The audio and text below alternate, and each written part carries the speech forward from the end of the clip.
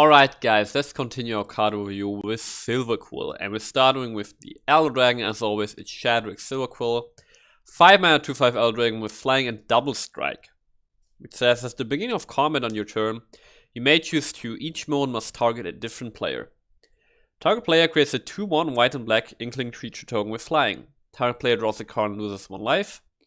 Or target player puts a 1/1 counter on each creature they control. Now, I've already talked about this card a bit in my first impression video about Strixhaven, and I don't think it's that great of a card.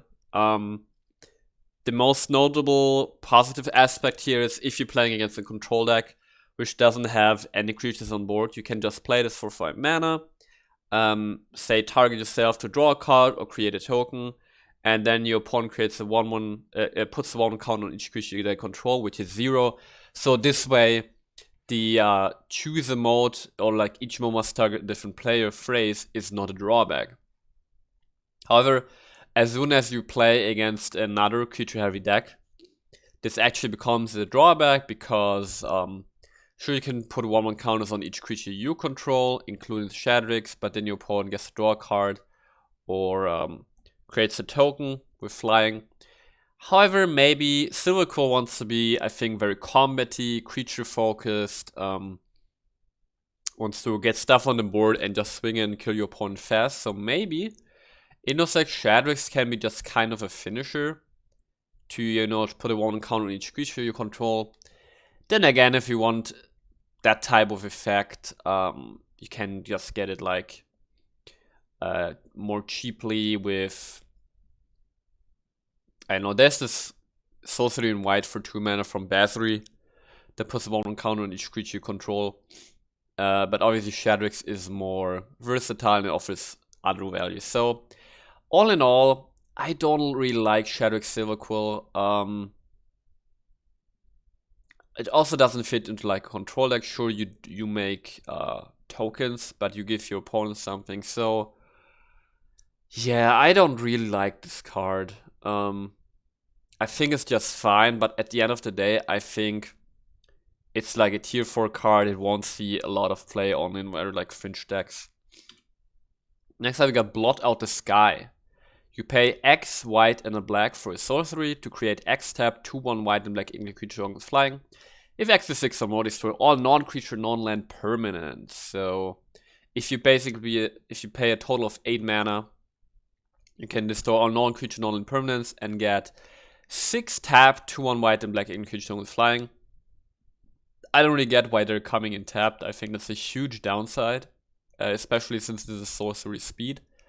So this is what I don't like about this card. Would you ever want to play this card? I mean, it can give you some nice token value, right? And flyers are nice.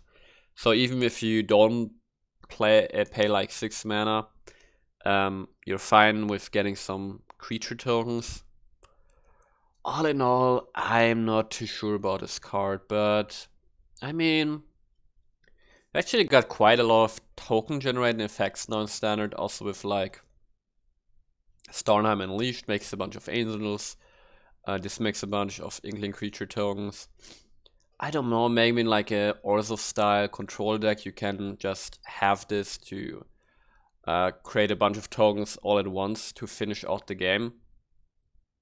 But I don't really see where you would see this play. Would you play this in an aggressive deck?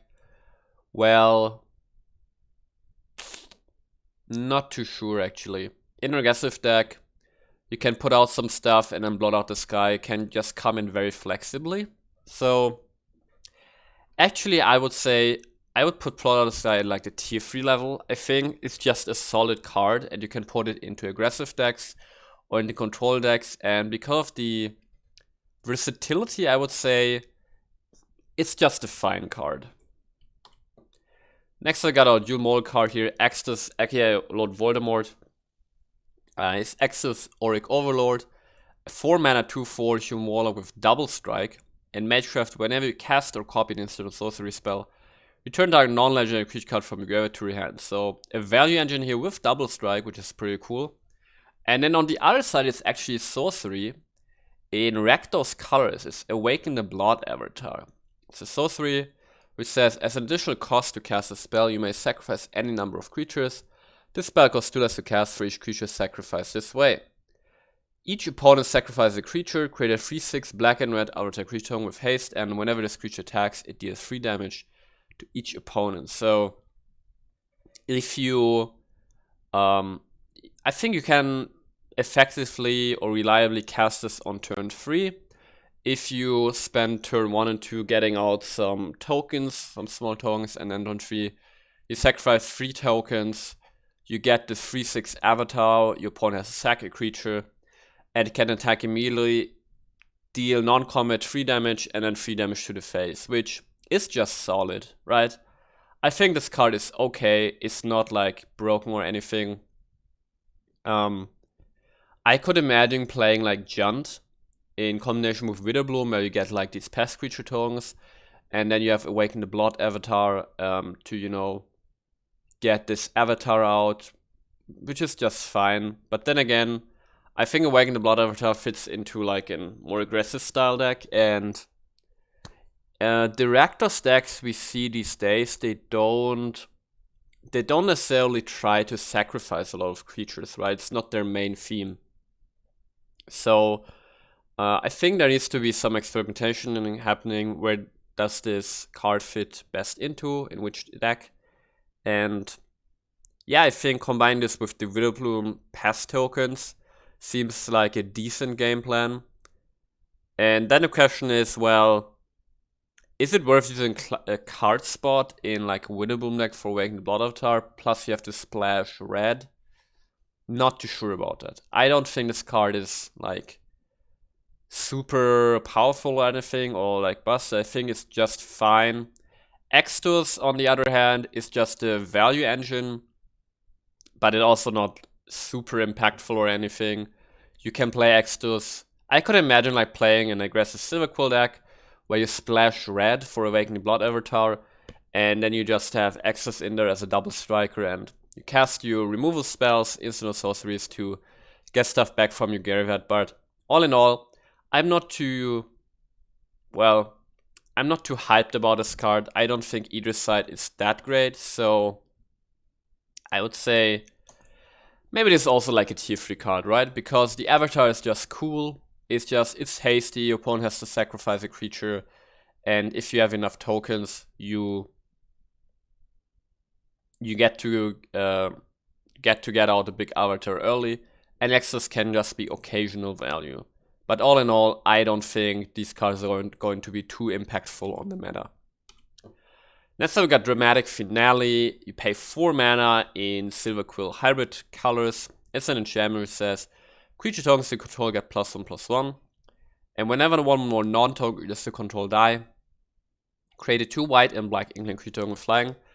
This ability triggers only once each turn. Now, without that last part, that last sentence, this card would have been quite great, I would think.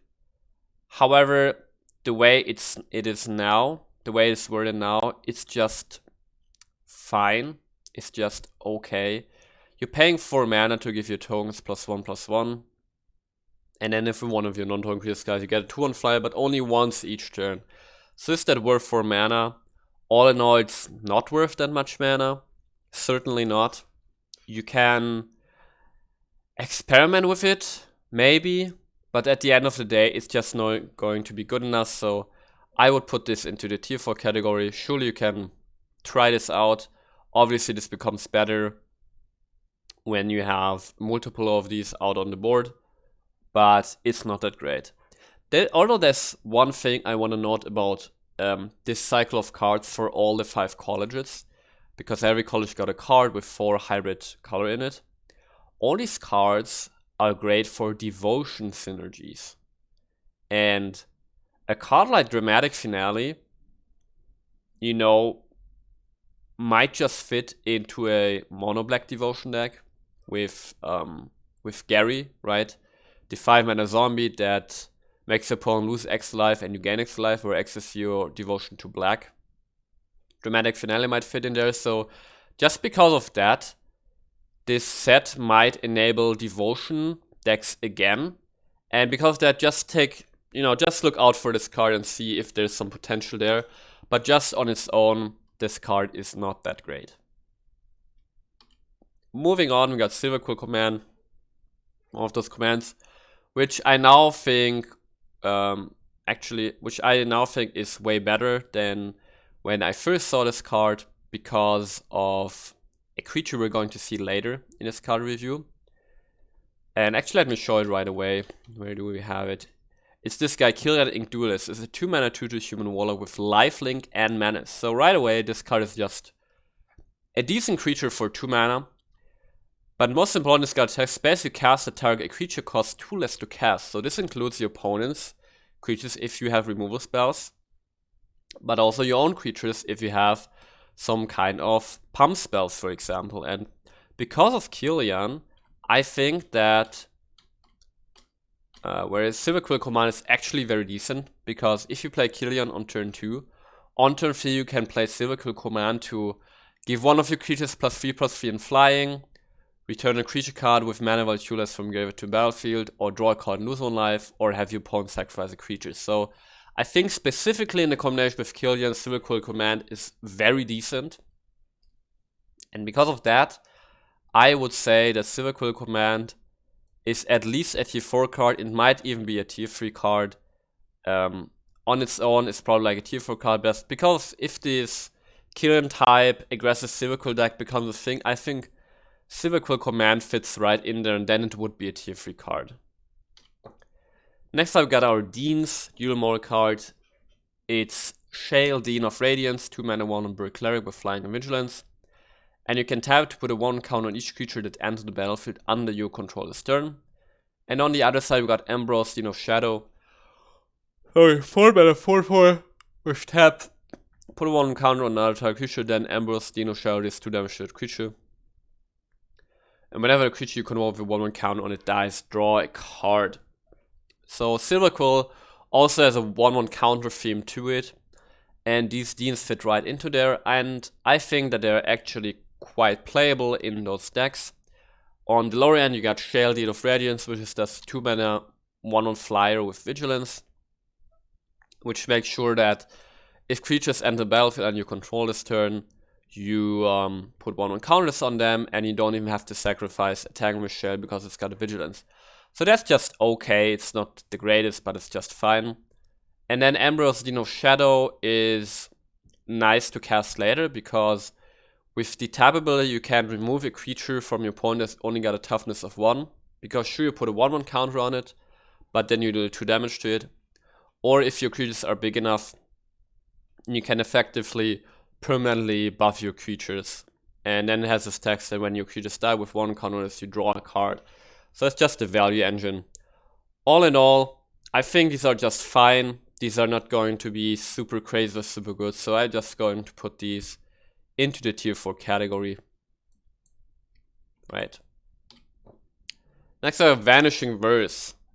2 mana instant, exile target monocolored permanent. This card is very good. It's very, very good. Now, Strixhaven obviously has a lot of multicolored cards, but still right now in Standard you face mostly monocolored permanents. It's rather rare that you face multicolored permanents. So this is 2 mana instant, exile target monocolored permanent, which is just very crazy. I don't think I have to go too deep into why this card is good. Obviously it depends on the meta. If the meta becomes very multicolor heavy, this gets less good. However, I don't see the meta becoming that way, and right now it's definitely a monocolored meta. And because of that, I'm putting Vanishing Verse in like a tier 1 category, at least tier 2. The only reason it's tier 2 probably is the color combination, because right now white and black are not played too much together. But if that changes, this becomes tier 1. Otherwise, as of right now, this is a tier 2 card. It's very good. Let's talk about another dual model card. It's Selfless Glyph Weaver, 3 mana 2 for Human Cleric.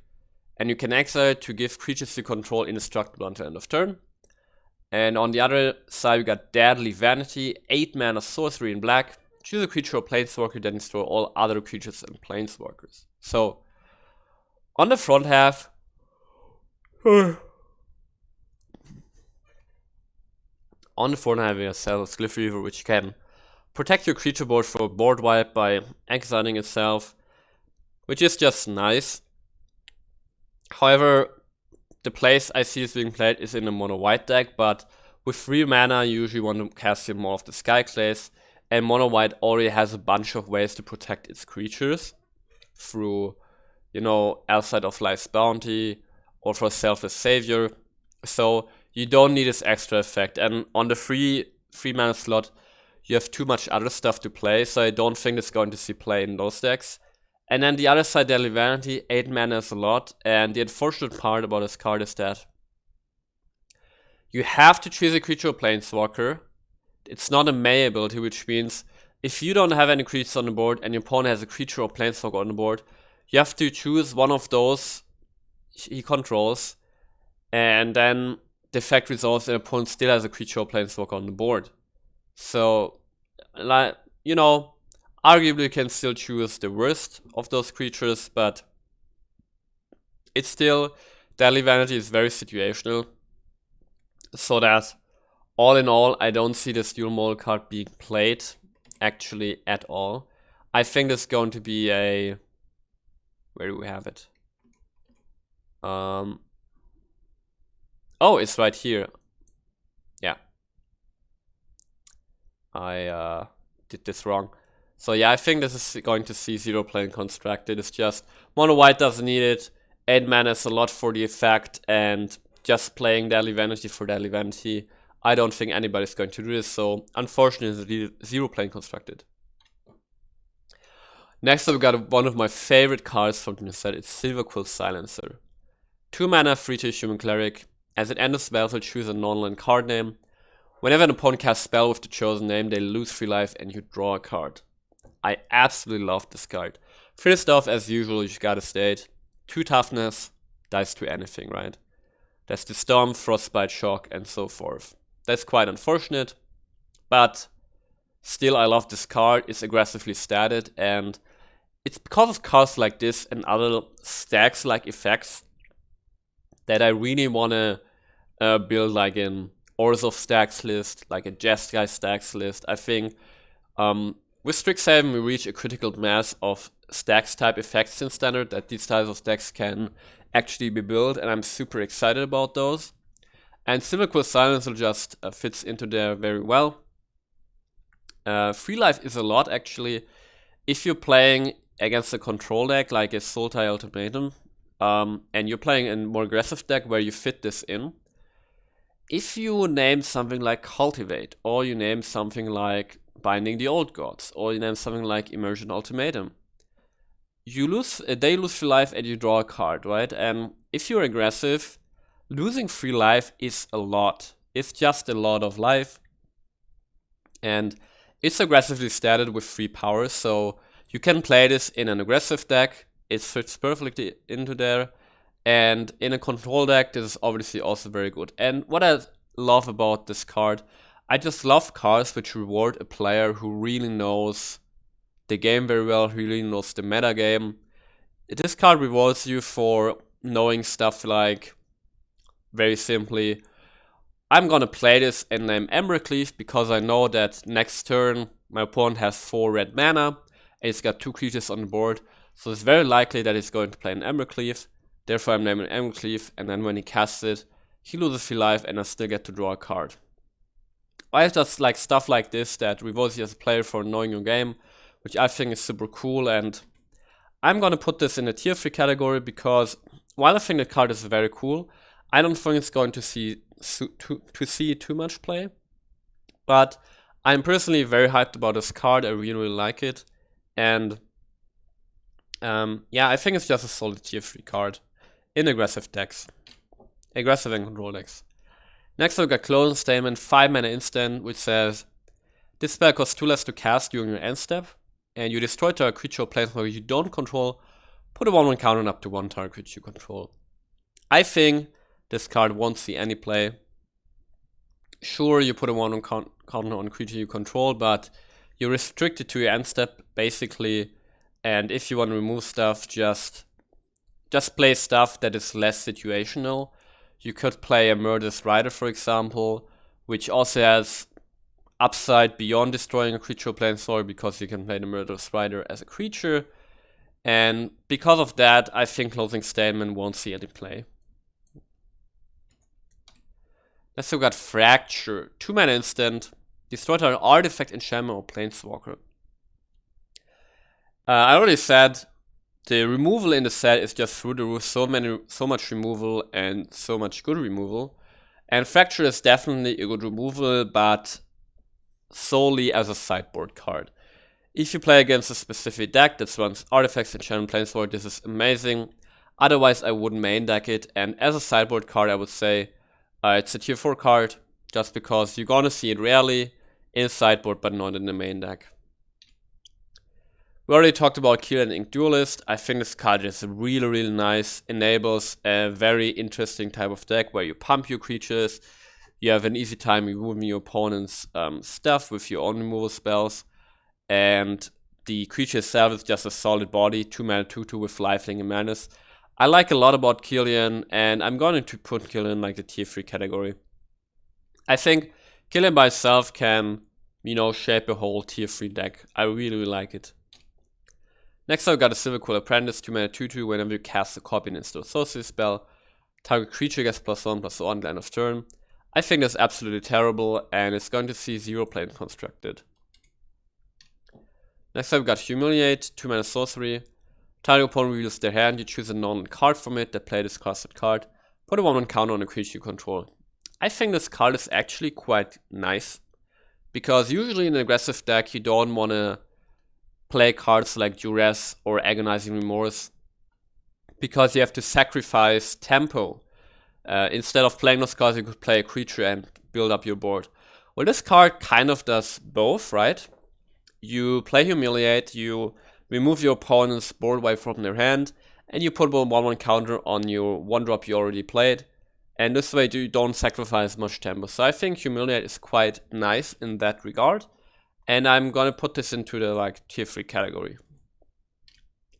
Next we got Exhilarating Elocution. 4-mana sorcery, put 2 1/1 counters on target creature you control. Other creatures you control get 1/1/1 at the end of turn. Yeah, I don't know about this one. Is that good? Let's say you have 3 creatures on the board. They basically all get +1/+1 at the end of turn. 2 of them with 1 counters.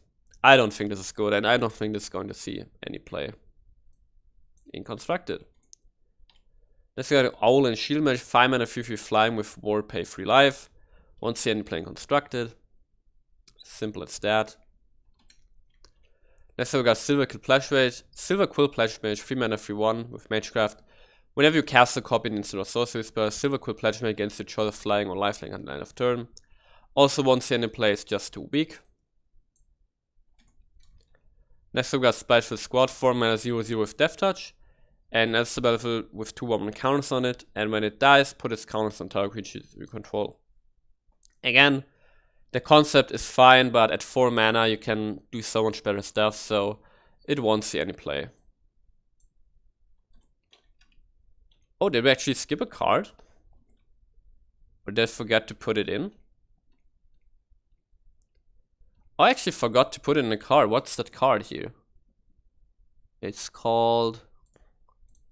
Can we actually see that? I'm actually not sure what this last card is, but I'm pretty sure it also was a 0 play constructed card. So I've overlooked some card here, but it's fine. It's just an uncommon and one that won't see any play, I'm sure. So that's our review on Silverquill. Hope you guys enjoyed it, and stay tuned for the rest of the card review. Hey there, thanks for watching. If you enjoyed this kind of content and want to see more fresh decks and standard meta decks, please consider subscribing. I would really appreciate it, and I see you guys soon.